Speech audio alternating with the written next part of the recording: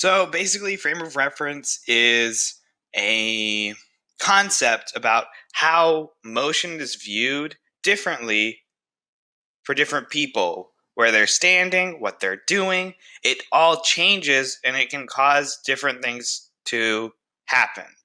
So, first, I'm going to show you a quick little video that introduces this topic right here. We are used to seeing things from a particular point of view. That is, from a particular frame of reference. And things look different to us under different circumstances. At the moment, things look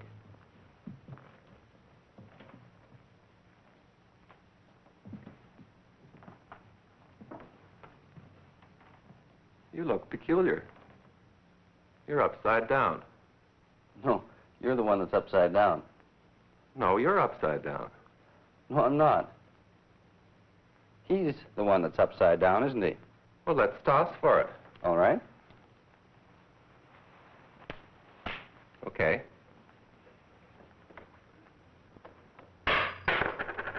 You lose. He's the one that's really upside down. You better come into my frame of reference now. All right.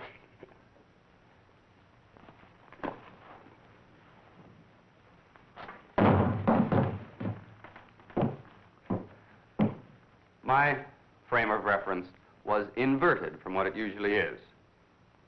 That view of things would be normal for me if I normally walked on my hands. All right. Hopefully you're back and kind of understand a general gist. You saw the guy was upside down. That is an extreme example of a frame of reference. But more practically speaking, let's take an example of this. You're standing on the side of the road and you see a car driving by.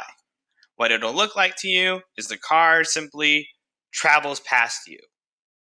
But if you were to flip it and you were the person in the car and you saw a person standing on the side of the street, instead of it looking like you're moving, to you, it would look like that person is moving backwards because you are traveling at whatever speed, let's say 45 miles per hour, and it would look like the person is traveling 45 miles per hour in the other direction. You can even take this to an extreme example. You can look at trees, bushes, any sort of thing on the road, to the side of the street, whatever, houses, anything. If you're in a moving vehicle, it'll look like those objects are moving, and it'll feel like you are suspended. This is actually the basic premise of how treadmills work. So the way treadmills work is simply like this.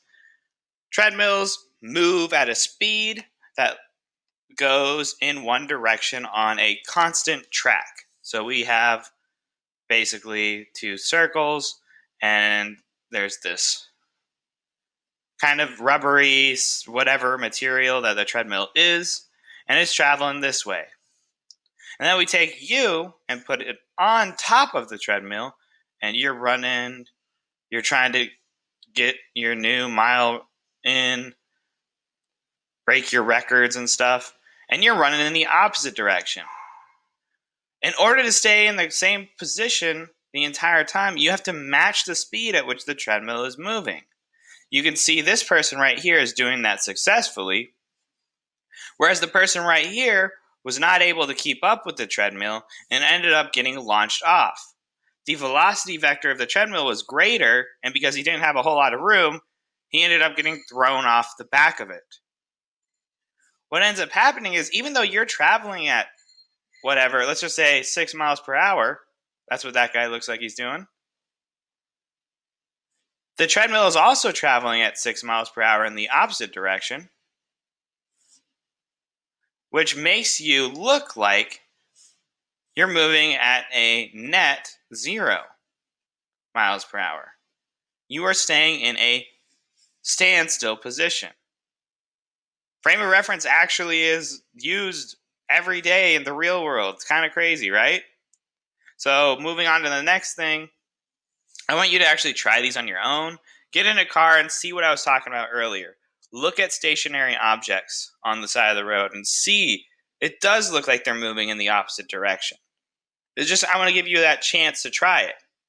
And then get a partner, your mom, dad, guardian, friend, whoever. And I want you to just toss a ball up in the air while you're moving. To you, it'll look like the ball is just going straight up and down. After you do that, I want you to switch with your friend and have them walk and toss a ball straight up and down to them. And what it'll look like to you is it will look like the ball is traveling in a parabolic arc because there is this horizontal velocity that you can see the person moving at. And by simply adding that vertical motion, it causes the ball to look like it is going up and down in a more circular pattern than before. Okay, so now we're going to move into the scenarios in the following video. Cool.